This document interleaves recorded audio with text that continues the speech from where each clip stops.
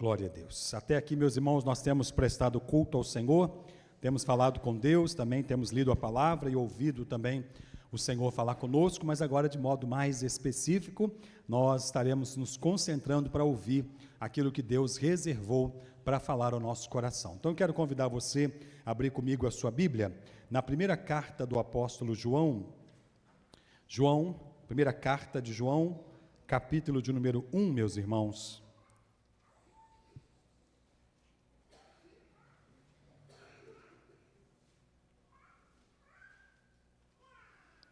Primeira João, capítulo 1.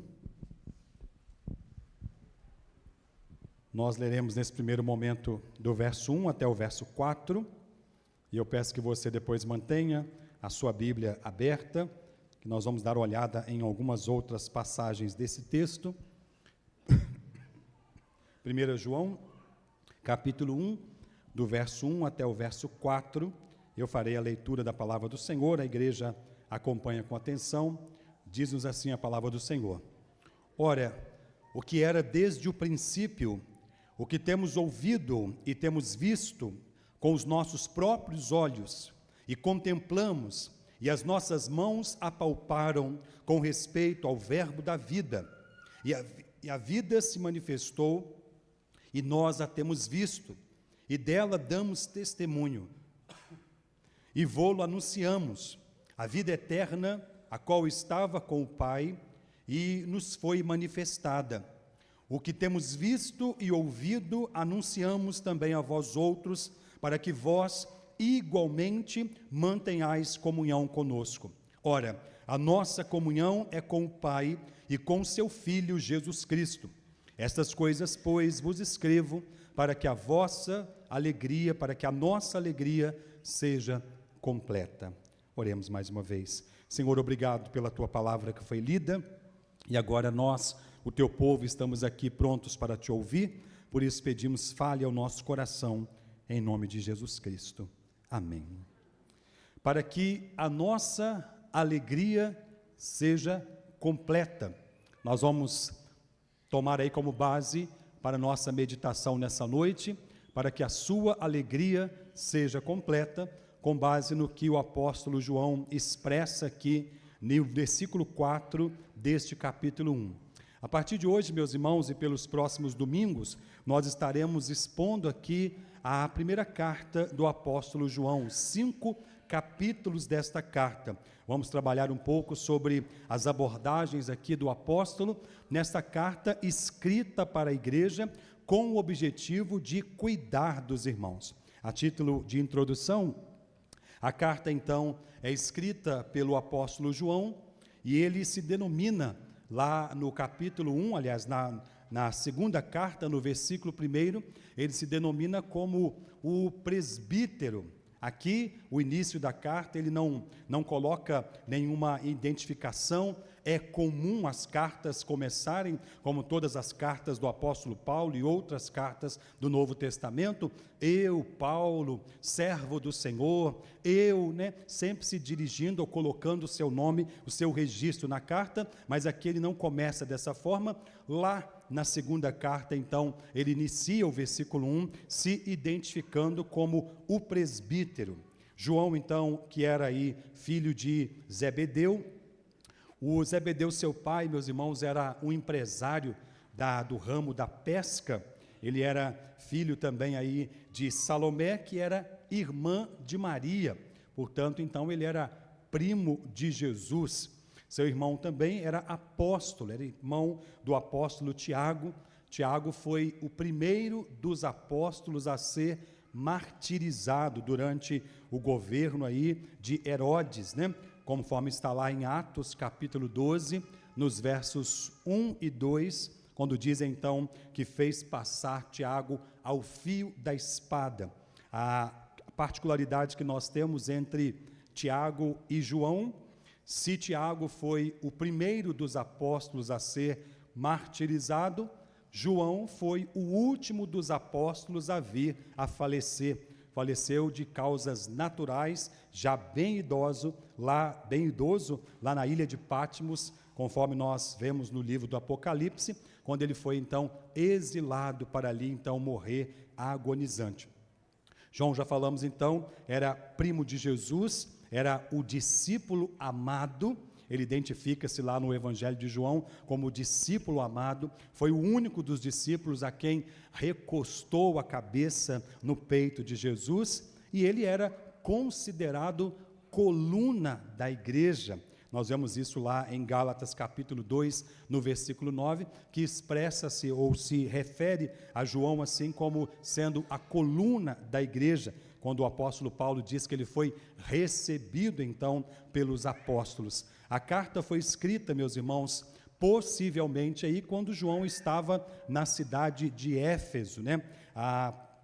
Talvez aí por volta do ano 95 depois de Cristo, é uma data mais ou menos que os comentaristas concordam aí para a escrita dessa carta. Há quem diga que talvez tenha sido entre o ano de 85 a 95, mas é mais aceito que ela tenha sido escrita no final do primeiro século, né, no ano 95 depois de Cristo. João está escrevendo esta carta da cidade de Éfeso. Segundo aí a tradição, João teria fugido para esta cidade de Éfeso no ano 70, quando Jerusalém foi invadida pelas tropas de Tito, e então o templo foi destruído, e nesse momento alguns teriam fugido, e entre esses João possivelmente teria ido para a cidade de Éfeso, e agora já está aqui o senhor idoso escrevendo, pastor da igreja de Éfeso, escrevendo esta carta para os irmãos.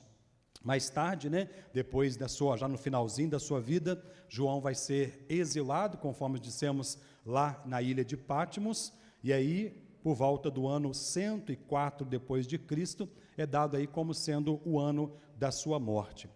A carta escrita aqui, meus irmãos, ela tem um objetivo central, primário, e tem outros objetivos também que decorrem daquilo que é o seu objetivo principal. Então, o objetivo principal era dar aos crentes a certeza de que aqueles que receberam a Cristo e que creram em Cristo estavam salvos. Ele escreve essa carta para assegurar-lhes da sua salvação. No Evangelho de João, por exemplo, lá no capítulo de número 20 e no verso 30 e 31, João traz a identificação do motivo pelo qual ele escreve o Evangelho. É o mesmo autor do Evangelho, é o autor também das cartas, das 3 cartas aqui, e o autor também do livro do Apocalipse, a revelação que ele recebe do Senhor. João identifica lá no capítulo 20, no verso 30 e no verso 31, ele diz que escreveu o Evangelho para que eles pudessem crer em Jesus, e crendo em Jesus, tivessem vida em seu nome.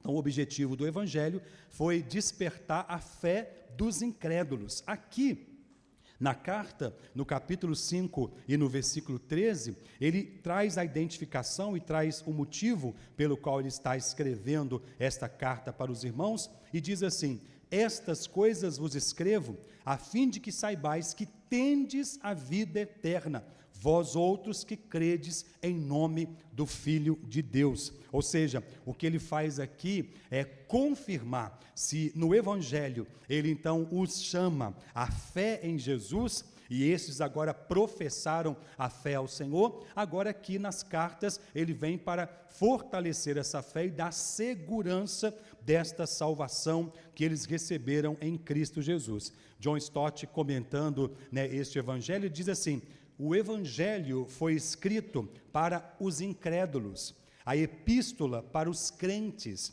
a fim de aprofundar a certeza da salvação. Esse é o objetivo primário, principal aqui da carta, aprofundar os cristãos na certeza da salvação. Todo aquele que crê no nome do Senhor será salvo, né? Marcos capítulo 16, no versículo 16, nos diz isso. E aquele que não crê já está condenado. E aí lá no Evangelho de João, também no capítulo 3 e no versículo 17, ele diz que não crer no unigênito Filho de Deus a condenação é essa, né? Que ele veio para a luz, mas os homens amaram mais as trevas do que a luz. Então aqui ele escreve essa carta com o objetivo de fortalecer a fé, porque algo estava acontecendo nesse contexto, meus irmãos, que estava gerando uma certa dúvida, colocando os irmãos em uma certa inquietação. Será que o que fizemos lá no passado, de fato, né, garantiu a nossa salvação ou não? Nós veremos aí ao longo da exposição dessa carta, que ele vai confrontar algumas questões relacionadas a isso. Também aqui, como objetivo da escrita da carta, nós temos, por exemplo, um propósito de confrontar a mentira. No capítulo 1, no versículo 6 e no versículo 8, a expressão é assim: se dissermos que mantemos comunhão com Ele e andarmos nas trevas, mentimos e não praticamos a verdade. Versículo 8, se dissermos que não temos cometido pecado nenhum, a nós mesmos nos enganamos e a verdade não está em nós. Essa perspectiva aí do confronto à mentira, ela vai estar em todo o contexto da carta. No capítulo 2, no versículo 4, ele também confronta a mentira, o engano. No capítulo 3, no versículo 19, capítulo 4, no versículo 20, capítulo 5, nos versículos 6, 10 e 20, o apóstolo aqui faz um confronto a esta inverdade ou a mentira que estava levando os irmãos a um caminho oposto daquele que é o próprio Cristo. Ele diz: eu sou o caminho, a verdade e a vida. Mas também, meus irmãos, o objetivo da carta é confrontar também os falsos mestres. No capítulo 2, versículo 18, 19 e 22, nós vamos ver isso quando estivermos trabalhando esse capítulo. No capítulo 4 também, nos versículos 1, 4 e 5, também ele confronta esses que são chamados aqui de falsos mestres, né, que estavam ali de maneira pervertendo o evangelho. No capítulo 2, no versículo 1, ele fala também sobre um propósito, um objetivo, que é encorajar os irmãos a viver em santidade e dessa forma evitar o pecado. Estas coisas vos escrevo para que não pequeis. Todavia, se alguém pecar, temos advogado junto ao Pai, Jesus Cristo, o justo.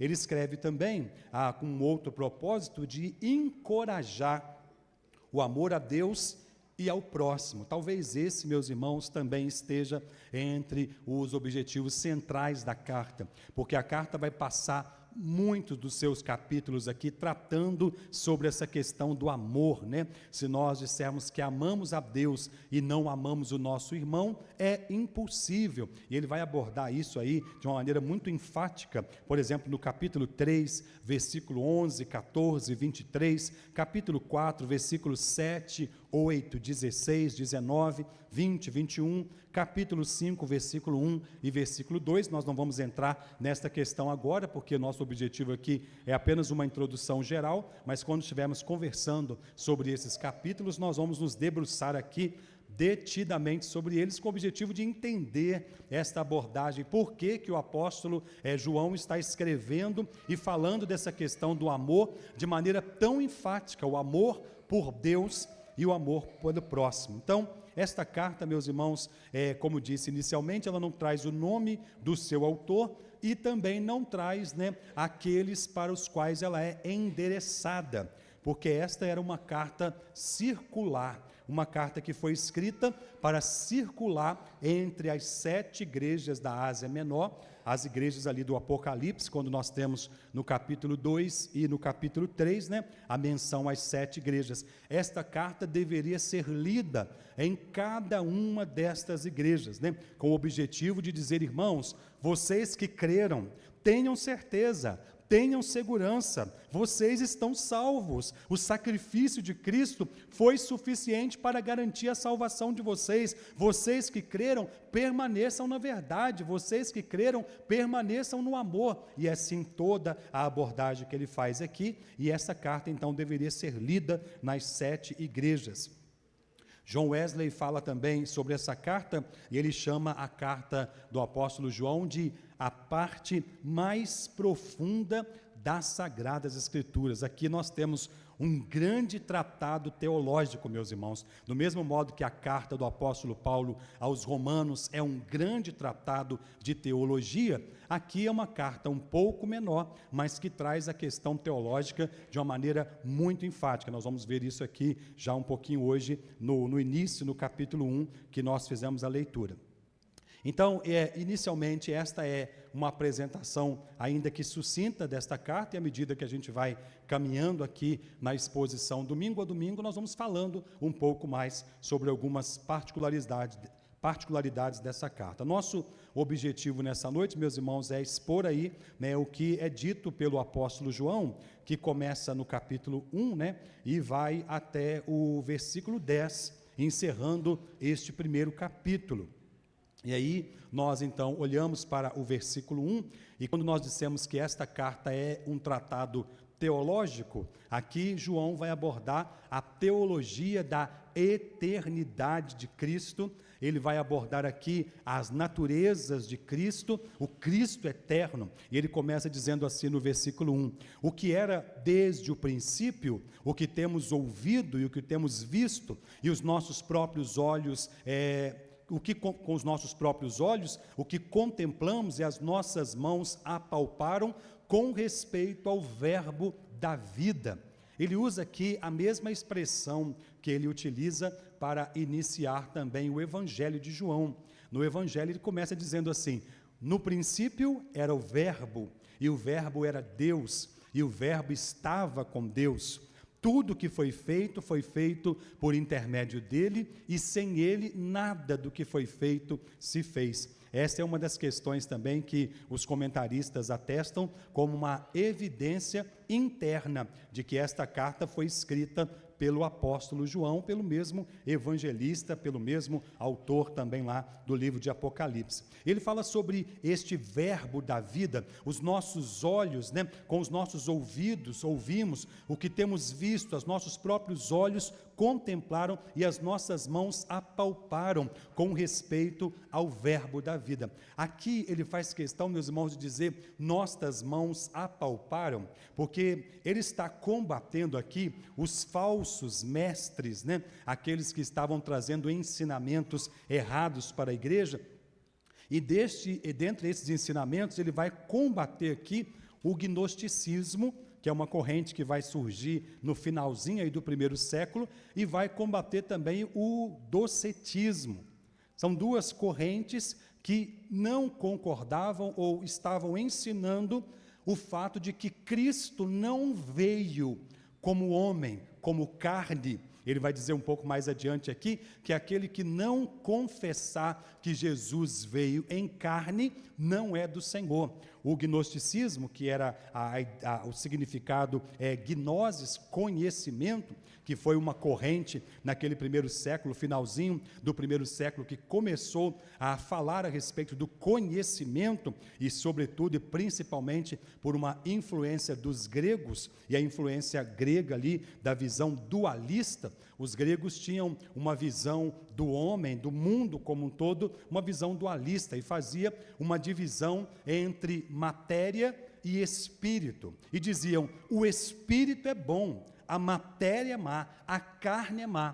Por isso, então, se Jesus é Deus, ele não poderia entrar em contato com a carne. Então, dessa forma, eles diziam que Jesus não veio de verdade em carne. Se Jesus não tivesse vindo de verdade em carne, se Jesus não tivesse feito homem por causa dos nossos pecados, se Jesus não tivesse sido pendurado naquele madeiro, se Jesus não tivesse sido sepultado e ressuscitado ao terceiro dia, nossa esperança seria vã, do mesmo jeito que o apóstolo Paulo também contesta esse pensamento lá em 1 Coríntios capítulo 15. Então o que João está dizendo é, nossas mãos apalparam, porque o docetismo era um tipo de ensinamento que dizia que é como se Jesus fosse uma aparição, quase que um fantasma. Jesus não era real, então ele era algo assim que as pessoas viam, mas como se fosse um holograma, né? Então diziam que ele não era o homem encarnado,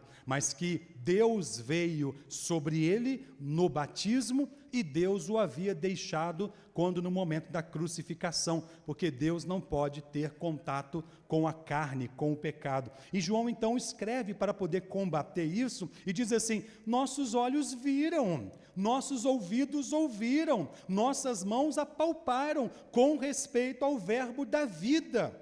Nós ouvimos, porque agora então estes falsos mestres vêm dizer então que Jesus era uma aparição, que não era real, que não era verdadeiro.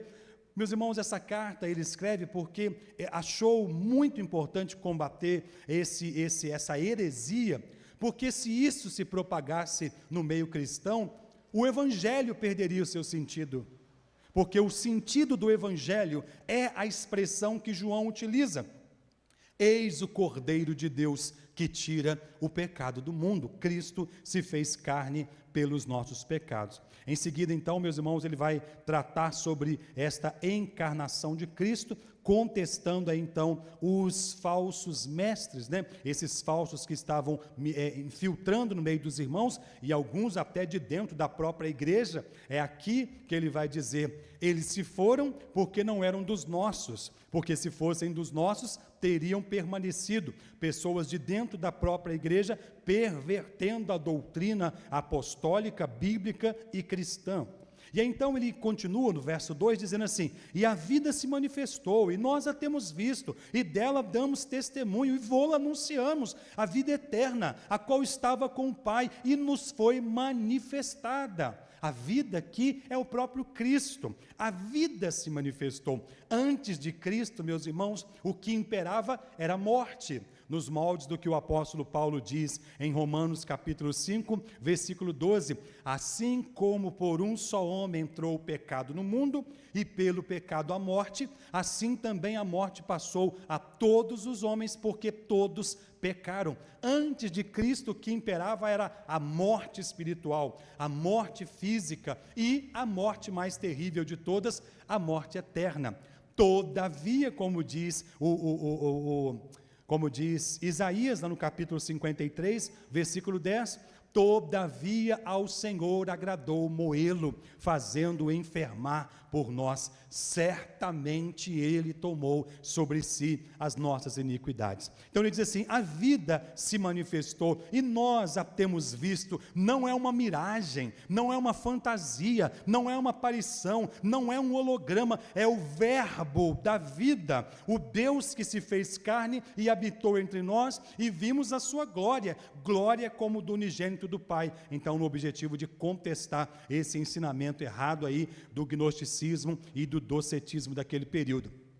O versículo 3, o que temos visto e ouvido e anunciamos também a vós outros, para que vós igualmente mantenhais comunhão conosco. Ora, a nossa comunhão é com o Pai e com o seu Filho. Assim, irmãos, nós vimos isso, nós falamos disso, nós anunciamos isso, para que vocês mantenham a comunhão. A ideia aqui, meus irmãos, de manter a comunhão, é porque estava se correndo o risco desta comunhão ser perdida.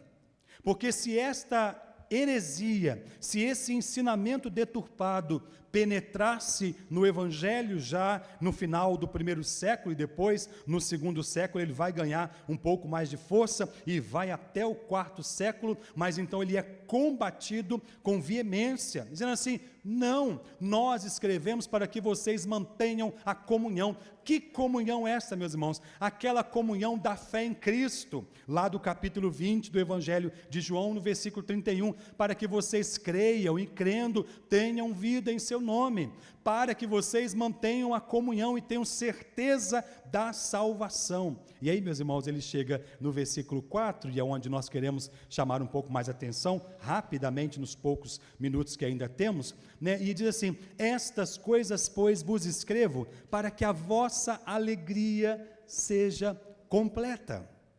Para que a vossa alegria seja completa. Ele trabalha então aqui a ideia de uma completude de alegria, uma alegria que verdadeiramente, como o apóstolo Paulo diz lá em Filipenses capítulo 4, versículo 4, né? Alegrai-vos sempre no Senhor. Outra vez vos digo, alegrai-vos. A única maneira do homem ter uma alegria completa é olhando para aquilo que ele vai trabalhar aqui na sequência, e começa no versículo 5, ele vai colocar aqui algumas expressões, uma conjunção aqui, e vai usar por 4 vezes, no versículo 6, versículo 7, versículo 8, versículo 9, se, e esse se que ele utiliza aqui, tem o objetivo de fazer um confronto no sentido de coerência. Se você diz isso, você precisa viver isso. Se você diz que é assim, isso precisa acontecer na sua vida. A vida cristã precisa ser marcada pela coerência. É impossível dizermos que servimos ao Senhor e não vivermos como servos do Senhor. Por isso ele passa a tratar aqui, a partir do versículo de número 5, meus irmãos, ele começa afirmando que Deus é luz, que nele não há treva nenhuma. Olhamos aqui. Ora, a mensagem que da parte dele temos ouvido e vos anunciamos é esta, que Deus é luz e não há nele treva nenhuma. Deus é luz e não há nele escuridão. Aqui existe um contraste, luz e trevas, e isso vai ser trabalhado aqui em toda a sequência. Luz e trevas no sentido de santidade e pecado, no sentido de obediência, de mentira e verdade. Lembre que a questão da mentira é trabalhada aqui em toda esta carta, e nesse capítulo 1 ele vai trabalhar essa questão da mentira no sentido da incoerência da vida cristã. Não dá para dizer que nós somos crentes e não vivemos como crentes. Não dá para dizer que nós estamos na luz e não viver como alguém que está recebendo o brilho dessa luz. Então ele fala primeiramente sobre a coerência da comunhão com Deus. E o verso 6, ele diz assim: se dissermos que mantemos comunhão com Ele e andarmos nas trevas, mentimos e não praticamos a verdade. Então existe aqui uma incoerência, ou um confronto que ele faz, dizendo assim, é incoerente, não bate. Dizemos que se Deus é luz e não há nele treva nenhuma, se nós dizemos que andamos com Deus, mas estamos seguindo no caminho das trevas, estamos seguindo no caminho da escuridão, é impossível, é incoerente. Então ele diz aqui, sobre dissermos que mantemos comunhão com Ele. A expressão vai ser sempre esta aqui, meus irmãos, mantemos comunhão, no sentido de dizer, uma vez que você se converteu, uma vez que você aceitou esse evangelho pela graça de Deus e creu em Jesus, e crendo você passou a ter vida, e agora você tem certeza e segurança desta vida em Cristo Jesus, você precisa manter esta comunhão. Mas existem algumas coisas que atrapalham a manutenção da nossa comunhão com o Senhor. Então ele diz assim, Deus é luz e não há nele nenhuma treva. Então, se nós mantemos a comunhão com Ele, é preciso que nós andemos nas luzes.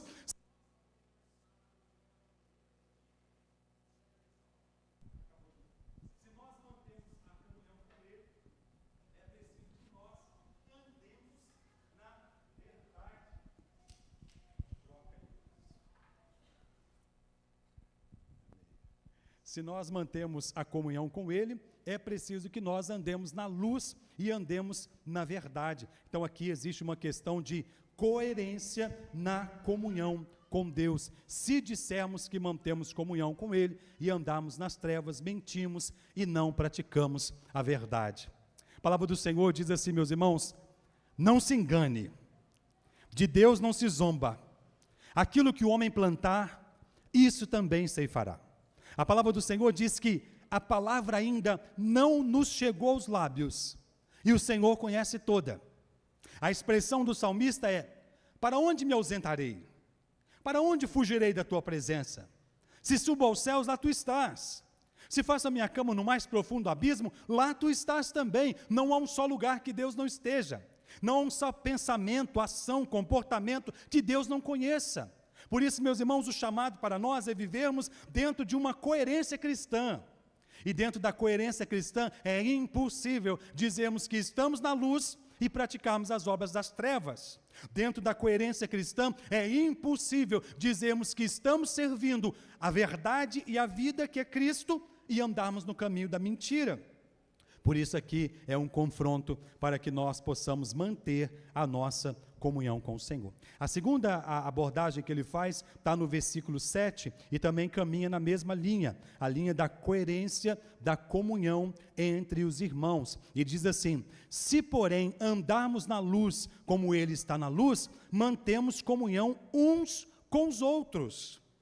E essa questão da comunhão aqui, uns com os outros, medida pela régua do amor a Deus, se dissermos que amamos a Deus e não amamos o nosso irmão, e não mantemos comunhão com o nosso irmão, vai perpassar toda a carta aqui, os 5 capítulos desta carta. Então agora aqui ele fala sobre essa questão da coerência da comunhão uns com os outros. Se andamos na luz, se andamos no caminho da verdade, porque Deus é luz e não há nele treva nenhuma, se vivemos em conformidade com a palavra de Deus, e se vivemos em um corpo de Cristo, onde todos são membros da mesma família da fé, nós vivemos então em comunhão uns com os outros, nós mantemos a comunhão uns com os outros. É interessante a expressão aqui, meus irmãos, utilizada pelo apóstolo, que não é simplesmente só viver em comunhão, mas é manter a comunhão. Muitas vezes quando você inicia um relacionamento, é relativamente fácil, porque o início é marcado por empolgação, entusiasmo, uma série de coisas, a gente vê, tudo são flores, mas às vezes com a caminhada, com o passar do tempo, as rusgas aparecem, os espinhos aparecem, as dificuldades aparecem, os problemas surgem, e é neste momento, meus irmãos, que nós precisamos manter a coerência da vida cristã, olhando para os nossos irmãos e entendendo que, como nós, eles não são perfeitos, entendendo que como nós também temos nossas falhas, nossas imperfeições, todos são imperfeitos e estão caminhando nesse processo de transformação até que Cristo venha. Então, como manter a comunhão entre os irmãos? Se andamos na luz, se andamos na verdade, mantemos comunhão uns com os outros. Todas as vezes, meus irmãos, que a palavra de Deus deixa de ser, nos moldes do Salmo 119, no versículo 105, lâmpada para os nossos pés e luz para os nossos caminhos, nós deixamos de andar na luz e passamos a andar nas trevas. E ao deixar de andar na luz e ao passar a andar nas trevas, nós praticamos, consequentemente, as obras da carne. Nós, consequentemente, nos afastamos da vida espiritual e, inevitavelmente, nossa relação uns com os outros, nossa relação com Deus é prejudicada. Por isso, para que a nossa alegria seja completa, é preciso que mantenhamos comunhão com Deus, andando na luz e na verdade. Para que a nossa alegria seja completa, é preciso que nós andemos na luz e na verdade e mantenhamos comunhão uns com os outros. Não somos perfeitos, portanto, não devemos exigir perfeição dos nossos irmãos. Deus amou você do jeito que você é. Deus não te amou por nada de bom que fosse encontrado em você. Deus prova o seu próprio amor para conosco pelo fato de ter Cristo morrido por nós, sendo nós ainda pecadores. E por último, meus irmãos, ainda falando sobre esta coerência, e então ele aborda aqui a coerência do reconhecimento do pecado, os versos 8, 9 e 10, ele diz assim, o finalzinho do verso 7, né, é a segunda parte aí do verso 7, ele diz assim, mantemos comunhão uns com os outros e o sangue de Jesus, seu Filho, nos purifica de todo pecado. Se dissermos que não temos pecado nenhum, a nós mesmos nos enganamos e a verdade não está em nós. Se confessarmos os nossos pecados, Ele é fiel e justo para nos perdoar os pecados e nos purificar de toda injustiça. Se dissermos que não temos cometido pecado, fazemo-lo mentiroso e a sua palavra não está em nós. É impossível, meus irmãos, enganar a Deus. É impossível dizer, eu não tenho pecado, porque nós nascemos em pecado, porque nossa natureza é pecaminosa. porque fomos concebidos em pecado. Mas o fato de sermos pecadores por natureza, o fato de termos a nossa natureza totalmente corrompida pela transgressão, pela desobediência, não nos dá liberdade para que nós possamos viver deliberadamente na prática do pecado, porque uma vez que fomos lavados e remidos pelo sangue de Jesus, somos chamados a viver em santidade.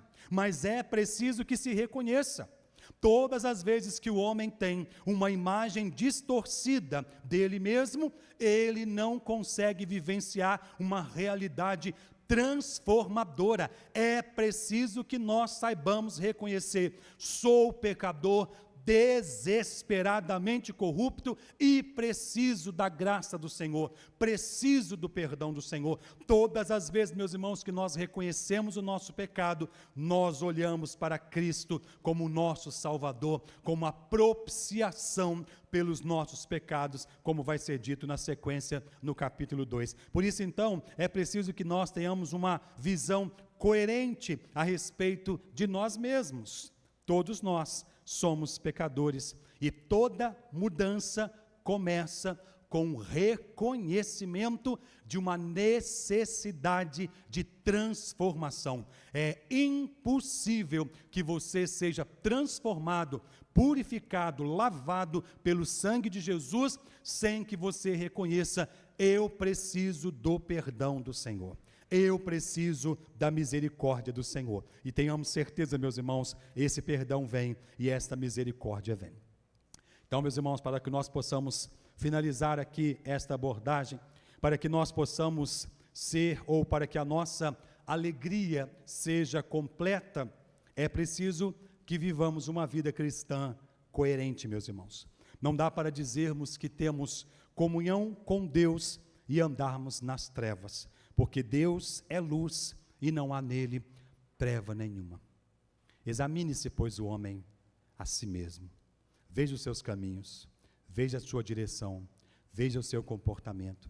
Se porventura tem havido algum caminho torto, alguma atitude, algum pecado, alguma falha, algum erro, eleve os teus olhos para o alto, porque é do Senhor que vem o seu socorro. Jesus morreu pelos meus e pelos seus pecados. E o sangue de Jesus nos lava e nos purifica de toda injustiça. Como ele disse para aquela mulher que foi surpreendida no pecado: vá e não peques mais, perdoados estão os teus pecados. Vivamos uma vida cristã coerente. É impossível dizermos que estamos em comunhão com Deus e andarmos nas trevas, porque Deus é luz e nele não há treva nenhuma. Para que a nossa alegria seja completa, meus irmãos, e vivamos como cristãos coerentes, não dá para dizermos que andamos na luz e temos comunhão com Deus e não temos comunhão uns com os outros. Não dá para virar a cara porque eu não gosto muito desse irmão. Não dá para atravessar para o outro lado da rua porque eu não vou muito com a cara dele, com a cara dela. Eu vou sentar no último banco para poder não ter que sentar. Misericórdia! Hoje não tem nem um lugar vazio, só tem do lado dele, só tem do lado dela. Eu vou ser promovida a diácono e vou ficar lá na porta, em pé, mas do lado dele eu não sento, do lado dela eu não sento. Não dá para viver a vida cristã assim, meus irmãos. Como é bom e agradável viverem unidos os irmãos. É como óleo precioso, o qual desce para a barba de Arão, e escorre pela gola de suas vestes. É como o orvalho do Hermon, como o monte Sião. E então ali ordena o Senhor a bênção e a vida para todos sempre. É na comunhão do povo de Deus, é na unidade da igreja que o Espírito Santo de Deus se manifesta e a bênção do Senhor é derramada. Por isso, lute para que nada atrapalhe a sua comunhão com o seu irmão. Lute para que nós sejamos uma igreja unida, caminhando junto, meus irmãos. Diferenças temos, problemas temos, dificuldades temos. Na sua casa tem problema. Entre os seus filhos tem problema. Entre você e o seu esposo tem problema. Entre você e os seus pais, consanguíneos, tem problema. Você vai esperar que na igreja exista perfeição? Não, vivamos o amor cristão coerente, porque se andamos na luz e mantemos comunhão com Deus, mantemos também comunhão com os nossos irmãos. Para que a nossa alegria seja completa e vivamos como cristãos coerentes, meus irmãos, não tapemos o sol com a peneira. Reconheça o seu pecado. Diga: Pai, eu sou pecador. A expressão de Davi é esta: pequei contra o Senhor, fiz o que era mal perante o Senhor, de maneira que tu serás tido como justo no teu falar e no teu julgar. Por isso ele confessa e diz assim: enquanto calei os meus pecados, envelheceram-se os meus ossos dentro de mim pelos constantes gemidos. Confessei-te o meu pecado, a minha iniquidade não mais ocultei. Reconheça o seu pecado, reconheça a sua iniquidade e tenha certeza absoluta, segura: o sangue de Jesus nos perdoa de toda iniquidade. O verso 9: se confessarmos os nossos pecados, Ele é fiel e justo para nos perdoar os pecados e nos purificar de toda a injustiça. A justiça de Cristo é atribuída a nós, quando verdadeiramente confessamos os nossos pecados e nos arrependemos.